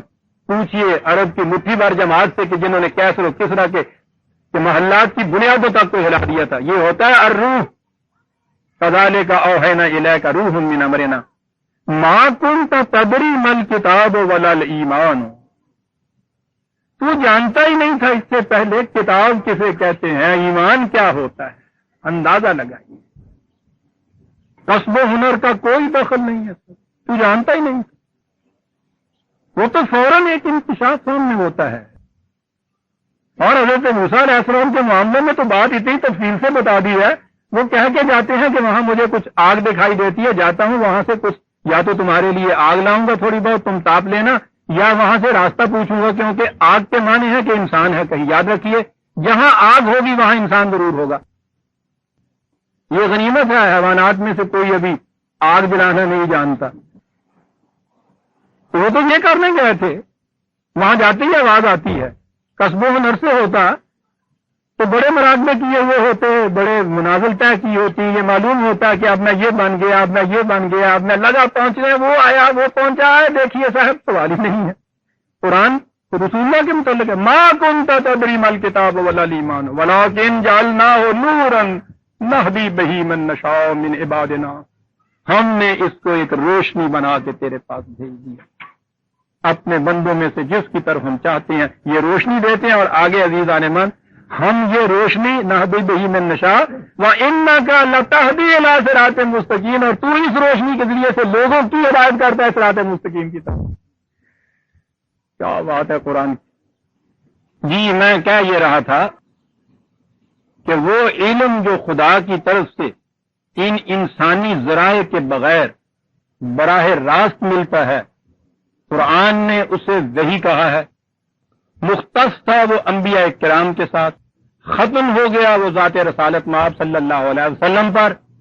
اس کے بعد یہ تصور کے خدا کی طرف سے براہ راست ان ذرائع انسانی کے علاوہ بھی علم مل سکتا ہے، صرف نام کی تبدیلی ہے، ورنہ یہ دعویٰ نبوت ہے برادران عزیز. نام کی تبدیلی سے ایک فریب دیا گیا. بڑی عظیم حقیقت تھی ختم نبوت. ختم نبوت کے معنی یہ تھے کہ خدا کی طرف سے انسانوں کے لیے جو ہدایت براہ راست ملنی تھی یہ ہے، دے دی گئی، ہر شخص کو پتا ہے کہ یہ ہے. اب اس کے بعد کوئی انسان کسی دوسرے انسان کا محتاج نہیں رہا یہ معلوم کرنے کے لیے کہ خدا مجھے کیا کہتا ہے. اس قوم کو دنیا کی سب سے بڑی آزاد قوم ہونا چاہیے تھی یہ قوم. سوچئے تو صحیح کہ کوئی قوم اس کی محتاج ہی نہ ہو کہ کسی انسان سے جا کے پوچھے کہ صاحب بتائیے میرے لیے سیدھا راستہ کون سا ہے جو خدا نے بتایا ہے. کتنی بڑی آزاد قوم دنیا میں ہوگی. کس طرح سے ختم نبوت نے ان زنجیروں کو توڑ دیا جس میں انسانیت جکڑی ہوئی چلی آ رہی تھی. قرآن کے الفاظ ہیں یہ. کس طرح ان بوجھل سلوں کو ان کے سر سے اتار کے پھینک دیا جس کے نیچے یہ کچلی ہوئی جا رہی تھی. ہر بات کے لیے انسانوں کی طرف جانا. مجھے بتائیے میرا خدا کیا کہتا؟ تیرا خدا تجھ سے کیوں نہیں کچھ کہتا؟ میرا خدا میرے متعلق کیا کہتا ہے تم بتاؤ. کیوں؟ یہ مقرر ہے خدا کی. پھر وہ بھی یہ چیزیں کہتے ہیں کہ اچھا جی آج رات میں جا کے پوچھ کے آئیں گے تو پھر تم بتا. شاعری میں آپ دیکھتے ہیں جب بھی محبوب سے ملتا ہے رات کو ملتا ہے یہ چور. شاعری ہے. علی عظیم نے ٹھیک کہا تھا تصوف برائے شعر گفتن خوب است. شاعری ہے. ملیں گے کہ وہاں جا کے پھر بتائیں گے. وہاں سے آ کے پھر یہ بتاتے ہیں تمہارا خدا تمہیں یہ کیا کہتا ہے. ان کی وساطت سے اب خدا نے کہنا شروع کیا. یعنی جو بات اس سے پیشتر انبیاء کرام کے ذریعے ہوتی تھی کہ خدا ان کی وساطت سے انسانوں تک اپنی بات پہنچاتا تھا، بیان ہی نہیں ہم اس مقام پہ. وہ تو پھر بھی ایک ہستی ہوتی تھی. یہاں قدم قدم کے پھر وہ زندہ کے ذریعے نہیں پہنچاتا ہے. مرنے کے بعد تو یہ وہیکل اور تیز ہو جاتا ہے. عزیزان مان، اس قوم کو جیسا میں نے عرض کیا ہے جس کو دنیا میں شخصیت پرستیوں کی ہر قسم کی زنجیروں سے آزاد کر دیا تھا، کس طرح اس قوم نے ان توڑی ہوئی زنجیروں کے ٹکڑوں کو اپنی مشغان عقیدت سے پھر سے اکٹھا کیا، پھر سے جوڑا، اور کس طرح اپنے آپ کو پابند سلاسل کر لیا ہوا ہے۔ اور جو قوم دنیا میں شخصیتوں کی غلامی کے اندر جکڑی ہوئی ہوتی ہے اسے دنیا میں کبھی آزادی نصیب نہیں ہو سکتی۔ عزیزان مان، ہم اب بھی جب مایوس ہوتے ہیں تو کسی نہ کسی انسان کا انتظار کر رہے ہوتے ہیں۔ کبھی ذہن میں یہ بات نہیں آتی کہ ہم خود اٹھ کے یہ کچھ کیوں نہیں کر سکتے۔ ختم نبوت کی اہمیت کو سمجھا ہوا ہوتا تو کبھی کسی انسان کی طرف رخ کر کے ہم انتظار میں نہ بیٹھتے۔ انتظار کرنا کسی انسان کا یہودیوں نے اس وقت سکھایا تھا جب مایوسی انتہائی ان کے اوپر طاری ہو چکی، کوئی شکل ان کو نظر نہیں آتی تھی اپنی فلاح و بہبود کی۔ انہوں نے ایک آنے والے مسیح کا عقیدہ وضع کیا۔ ایران میں زرتشتیوں نے مترا کا عقیدہ وضع کیا اس زمانے میں کہ جب ان کو وہاں سے مار مار کے نکالا جاتا تھا اور کوئی انسان نہیں تھا جو ان کو چھڑاتا۔ قومیں جب اپنے قوت بازو سے محروم ہو جاتی ہیں تو پھر اس کے بعد اس قسم کے تصورات کو کچے تاغوں کے ساتھ اپنی امیدیں باندھ کر اپنے آپ کو فریب دے کر پھر دنیا کے اندر وہ زندہ رہنا سیکھتی ہیں۔ عیسائیوں پر جب یہ اس قسم کا دور آیا تو انہوں نے مسیح آنے والے کا انتظار اپنے ذہن میں رکھا۔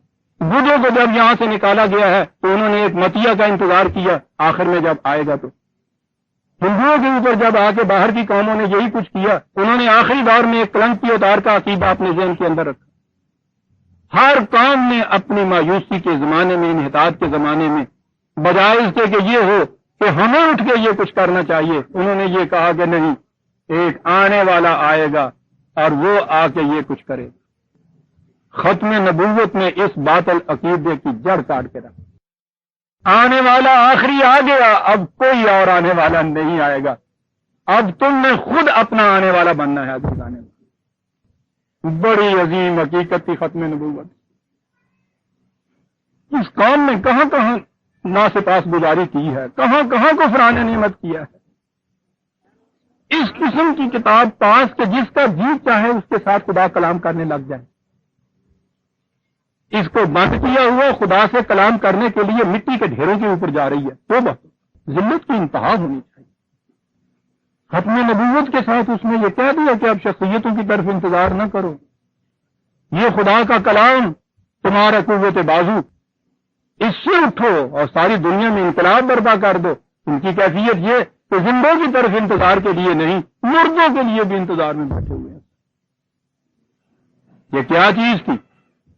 ایک بات الگ کی، کشف اور الہام کا عقیدہ۔ یہیں سے ابتدا ہوتی ہے، پھر وہ آگے بڑھتے بڑھتے بڑھتے وہ کہتے ہیں کہ پھر اس کے لیے تو پھر آخری ایک مقام ہے، آخری مقام جو ہے وہ نبوت کا مقام ہو جاتا ہے۔ یہ بھی انتہائی مایوسی کے زمانے کی چیز ہے برادران عزیز۔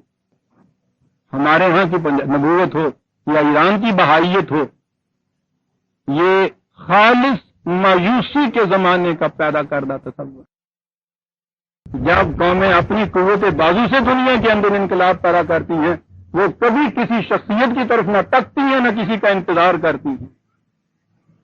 شخصیتوں کی طرف تکنا تو ایک طرف رہا، وہ تاریخ کے اندر وہ بات مشہور ہے نا، نیپولین جیسا علول اعظم فاتح، پتا اس نے جب کیا ہے تو روس کے ایک بادشاہ کی بہت زرنگار تلوار وہ اس کے سامنے لائے کہ یہ لیجئے تو فتن آپ کے سامنے پیش کی جاتی ہے۔ اس نے کہا کیا ہے؟ کہنے لگے کہ اس شہنشاہ کی یہ عظیم نادر تلوار ہے۔ کہنے لگے اچھی بات ہوا کرے، کیا چیز ہے؟ کہنے لگی کہ بڑی جوہردار ہے۔ ٹھیک ہے، اور کیا چیز ہے؟ اس کا دستہ دیکھیے کس قدر زرنگار ہے۔ ٹھیک ہے یہ۔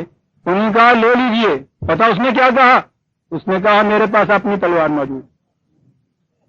جس قوم کے پاس یہ تلوار موجود تھی برادران عزیز، قوم دنیا کے اندر دوسروں سے مستعار مانگنے کے لیے ان کے ہاں کے یہ چوڑے چھکے لے رہی ہے، اسے پتہ نہیں کہ اس کے پاس کیا چیز موجود ہے۔ ختم نبوت کی تلوار جس قوم کے پاس ہو عزیزان مان، وہ لوگوں سے مستعار مانگے گا تلواریں؟ اس نے کہا میرے پاس اپنی موجود ہے۔ منہم من کلم اللہ ورفع بعضهم درجات۔ اس نقطے کو میں پھر واضح کر دوں، یہ جو کہا جاتا ہے کہ ہم خدا سے کلام کرتے ہیں، میں نے گزارش کیا کہ سارے قرآن میں جہاں بھی کلام کا ہے، خدا کلام کرتا ہے، بات تو یوں آپ کہیں گے کہ صاحب جب وہ کلام کرتا ہے تو پھر تو ہم کلامی ہو گئے نا، ادھر سے تو جواب بھی دیتا۔ انیشیٹنگ انسان نہیں اس میں کر سکتا کہ جب جی چاہے خدا کو بلا لے اور وہ آ جائے اس کے لیے. آپ نے فرق سمجھا وہ کلام کرتا ہے کہ کیا مانے. یہاں بھی ہم کہتے ہیں کہ جاؤ میں تیرے نال نہیں بولتا، یعنی وہ اس کے بعد جتنا جی چاہے بلاتا رہے، یہ اگر نہیں بولتا تو نہیں بولتا. انیشیٹو اس کے ہاتھ میں ہوتا ہے. کلام انسان سے کلام کرنے کا انیشیٹو خدا کے پاس ہے، انسان کے پاس نہیں. یہ صاحب اختیار ایسا نہیں ہے کہ جب جی چاہے اللہ میاں کو آواز دے گا جی حاضر ہیں جناب فرمائیے کیا حضور کا حکم. اللہ اکبر. وہ جب کوئی بات کرنا چاہتا تھا تو کسی سے بات کرتا تھا. کلمہ اللہ، موسیٰ سے بھی یہ چیز کہی. وہی بھی یہ چیز اسی لیے تھی کہ انسان کا کسب و ہنر تو مانے یہ ہے نا کہ جب جی چاہے وہی لے لے وہاں سے. یہ کشف و الہام والے، یہ باتیں کرنے والے خدا سے، تو یہ سارے کا سارا اختیار اپنے ہاتھ رکھتے ہیں. ہم خدا سے جا کے یہ پوچھ آئیں گے یا پوچھ دیتے ہیں، ہم بات کریں گے خدا سے نہیں. عزیزان من، خدا کا کلام انبیاء کرام کی وساطت سے آتا تھا. آخری مرتبہ آخری کلام محفوظ شکل میں ہمارے پاس آ گیا. اب خدا ہم سے کلام کرتا ہے جب ہم قرآن پڑھتے ہیں. اس کے علاوہ اب خدا سے کلام کرنے کا کوئی اور ذریعہ قرآن کی روح سے ثابت نہیں ہے. سارے تصورات غیر قرآنی عزیزان مان اور قوم کو انتہائی معقولیوں کی زنجیروں میں جکڑنے کے ذرائع ہیں. قدم قدم پہ آپ محتاج ہو گئے دوسرے انسانوں کے کہ وہ تم سے خدا کی بات آپ کیا کریں. اور ختم نبوت کے عقیدہ بھی رکھ رہے ہیں. وَآتَيْنَا عِيسَىٰ ابْنَ مَرْيَمَ الْبَيِّنَاتِ، عیسیٰ ابن مریم کو ہم نے واضح دلائل دیے. یہ چونکہ نبی اکرم صلی اللہ علیہ وسلم سے امیڈیٹلی بیفور یہی عظیم خدا کے رسول ہیں حضرت عیسیٰ علیہ السلام. عیسائی اس زمانے میں 6 صدی عیسوی کے اندر بڑے چھائے ہوئے تھے. ان کے باطل عقائد بھی دنیا پر چھائے ہوئے تھے. اس لیے آپ دیکھیں گے کہ قرآن کریم نے حضرت عیسیٰ علیہ السلام سے متعلق جو غلط باتیں منسوب تھیں ان کی تردید بڑی ہی تفصیل سے کی ہے. ان کی والدہ محترمہ کے متعلق بھی، خود حضرت عیسیٰ علیہ السلام کے متعلق بھی. اس لیے ان کا ذکر خاص طور پہ آتا ہے. یہودی دوسری قوم تھی کہ جس کا دنیا کے اندر بہت زیادہ خیالات پھیلے ہوئے تھے. اس لیے بنی اسرائیل حضرت موسیٰ علیہ السلام کا ذکر آتا ہے. اور اس کے علاوہ باقی جو باطل تصورات ہیں وہ ایران کے مجوسیوں کے ہیں. یہی اس زمانے میں فکری طور پر یا مذہب کی دنیا میں زیادہ اثر رکھنے والے مذاہب یا سکولز تھے. قرآن میں اسی لیے ان کے خیالات، افکار اور عقائد اور باطل نظریات کی تردید ہر جگہ موجود ہے، اور ان کی جگہ ان انبیاء کرام کی لائی ہوئی صحیح تعلیم کو تفصیل سے بیان کیا ہے. موسیٰ علیہ السلام کا ذکر وَآتَيْنَا عِيسَىٰ ابْنَ مَرْيَمَ الْبَيِّنَاتِ، عیسیٰ ابن مریم کو ہم نے واضح دلائل دیے تھے. وَأَيَّدْنَاهُ بِرُوحِ الْقُدُسِ، عیسائیوں کے ہاں باطل عقیدہ باپ بیٹا روح القدس، فادر سن اینڈ ترجمہ ان کے ہاں دی ہولی گھوسٹ. میں یہاں آؤں گا تو عرض کروں گا کہ روح کا ترجمہ اسپرٹ، اس کے لیے گھوسٹ یہ عیسائیوں نے کہاں سے لیا تھا؟ یہ ان میں سے ان کے ہاں کی کوئی اپنی چیز ہے ہی نہیں. وہ یونان کا فلسفہ اس طرح سے چھایا ہے اعصاب کے اوپر اقوام عالم کے عزیزان مان، قومیں اس میں سے نکل ہی نہیں سکی ہیں. وہ تو قرآن تھا جس میں آ کے کہ یہ اتنے صدیوں سے چھائے ہوئے ان غلط تصورات کے بادل کے چھٹ دیے اس نے لا. صرف قرآن یہ کر سکتا تھا. یہ عقائد وہاں سے آئے ہوئے تھے. اسپرٹ، قرآن نے لفظ جو استعمال کیا، لیکن میں نے ابھی آپ سے یہ عرض کیا تھا کہ 16/102 میں تو جبریل کو روح القدس کہا ہے. رسول اللہ صلی اللہ علیہ وسلم کی طرف وہ وحی لاتا ہے، ہر نبی کی طرف وہ وحی لاتا ہے. اس لیے ہر نبی کی وحی جو ہے اس کا واسطہ روح القدس ہے. اس میں خصوصیت یا اختصاص یا استثناء حضرت عیسیٰ علیہ السلام کی نہیں کہ ایکسکلوسیولی انہیں کو یہ کوئی ہو، کسی دوسرے کو یہ چیز نہ ہو. عیسائیوں کے ہاں تو یہ تیسرا جو اقلوم ثلاثہ میں سے تیسرا رکن ہے، ٹرینٹی میں سے ایک ایلیمنٹ ہولی گھوسٹ یا اسپرٹ، وہ صرف حضرت عیسیٰ کے لیے ہے علیہ السلام. قرآن نے تو روح القدس جبریل کو کہا ہے. بڑی دور تک پہنچنے والی توانائی، اور یہ چیز صرف جبریل کے لیے نہیں. جب ملائکہ نے کہا وَنَحْنُ نُسَبِّحُ بِحَمْدِكَ وَنُقَدِّسُ لَكَ، تو وہی قدس تو ہے. یہ وہ کیا معنی تھے ملائکہ نے کہے کہ ایک نئی مخلوق کی ضرورت کیا ہے، ہم تیرے پروگرام کی تکمیل میں سرگرداں رہتے ہیں اور جتنی دور تک جانا پڑے جاتے ہیں اس کے لیے. مقدس یہی سے ہی ہے روح القدس، جبریل ہی ہے، وہی ہے. اس کے علاوہ وہ تثلیث کا تیسرا عنصر جو ہے وہ نہیں ہے، یاد رکھیے. اس کی طرف قرآن کہتا ہے وہی بھیجی تھی جو دوسرے نبیوں کی طرف بھیجتے تھے. وہی جبریل آتے تھے، جو جبریل تمہاری طرف بھی آیا، جبریل تمام انبیاء کی طرف آتا تھا، وہی جبریل ان کی طرف آیا، وہی بینات ان کو دیے. اب دیکھا کہ ان کو صفِ انبیاء میں کھڑا کیا ہے، الوہیت اور وہ تخصیصی مقام جو ہے اس کو ختم کر دیا ایک لفظ سے.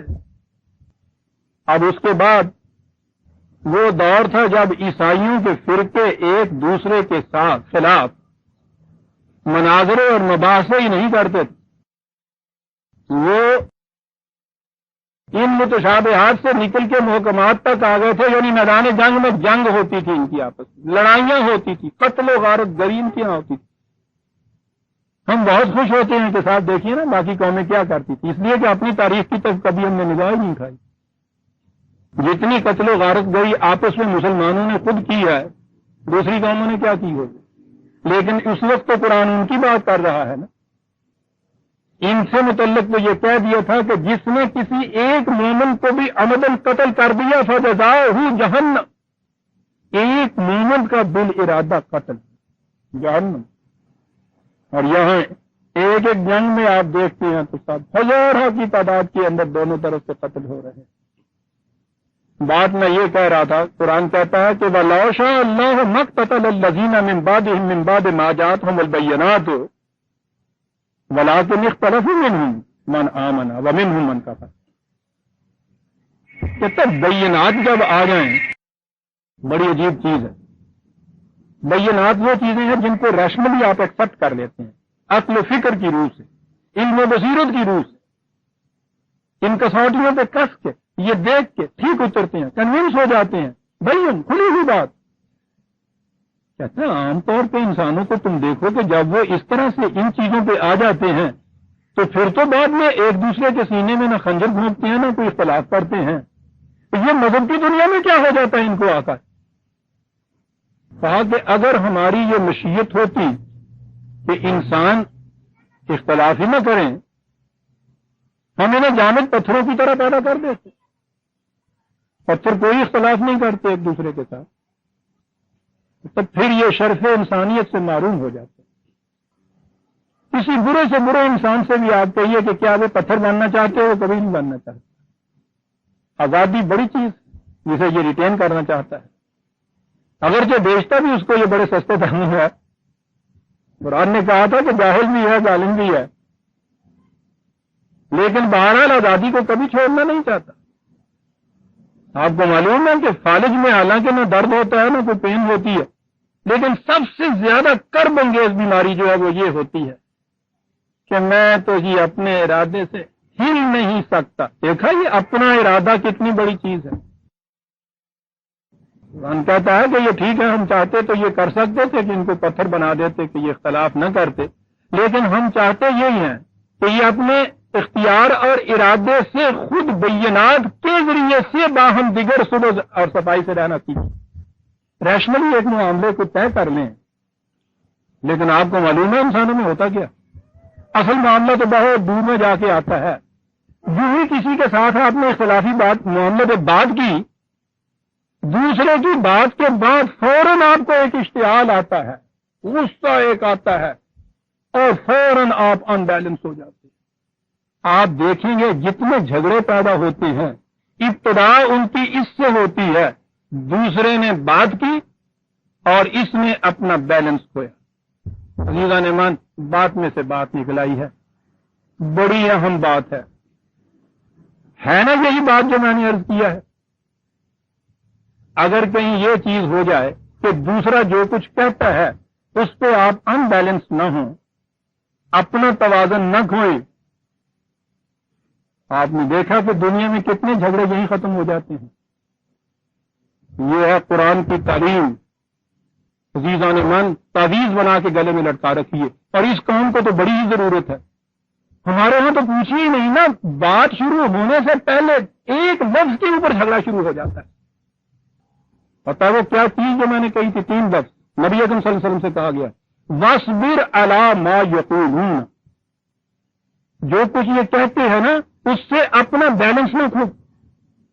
کیا بات ہے، عَلَىٰ مَا يَقُولُونَ، جڑ پکڑ لی جھگڑے کی، سارے جھگڑے یہاں ہوتے ہیں۔ یوں ہی یقولون ہوئی، سامنے سے کسی نے کہا اور اس نے اپنا توازن کھویا، توازن کھویا، اس نے یہاں کھویا، اس نے اس سے زیادہ کھویا، پھر اس کے بعد یوں ہوا متشابہات سے محکمات تک پہنچے، معاملہ دار و رسم تک چلا گیا۔ کہاں سے بات شروع ہوئی تھی؟ تو جی گل تو کچھ بھی نہیں سی ہے گی، اے منیا تو گل اسی لیے تھی آپ کچھ باہر جا کے ہمیں جھگڑنا کیا ہوا؟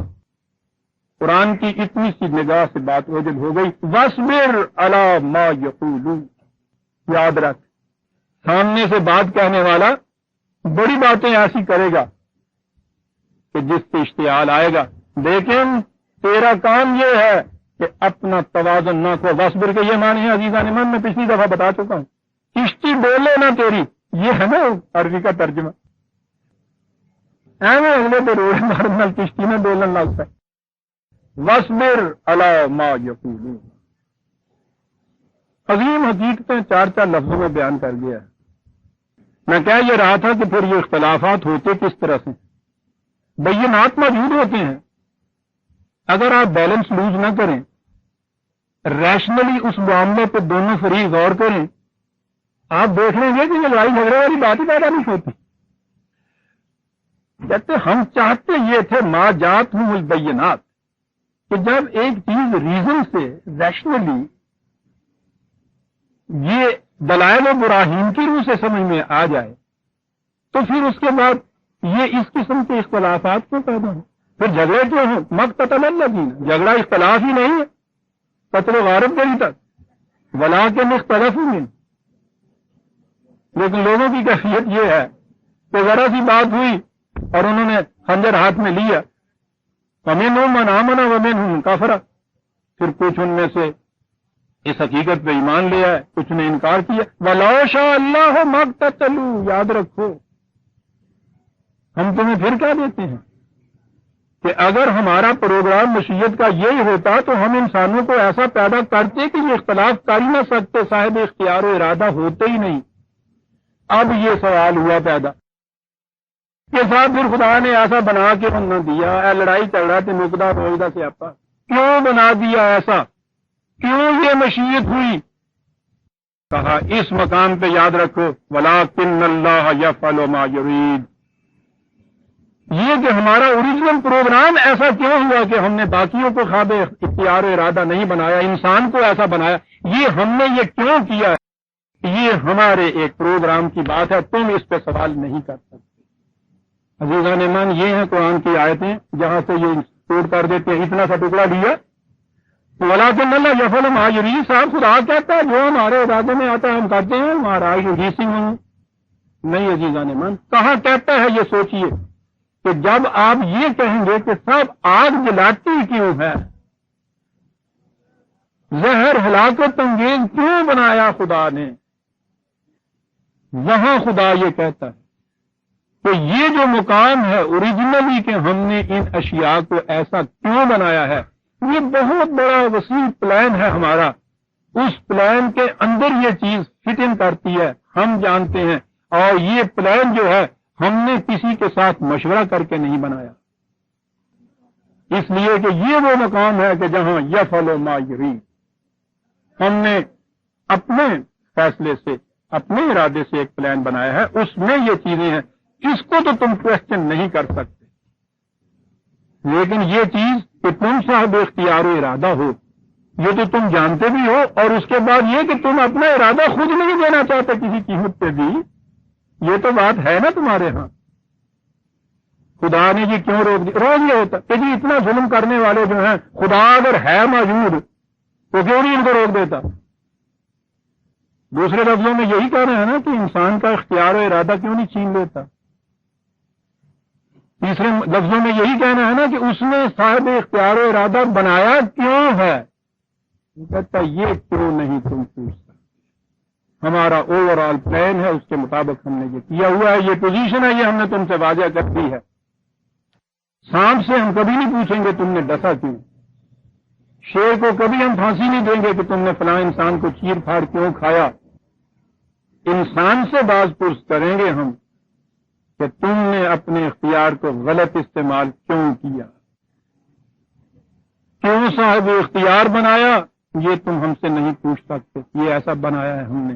لیکن اللہ یفعل ما یرید۔ برادران عزیز، سورہ بقرہ کی آیت 253 ہم نے شروع کی، آج ایک ہی آیت ہوئی ہے۔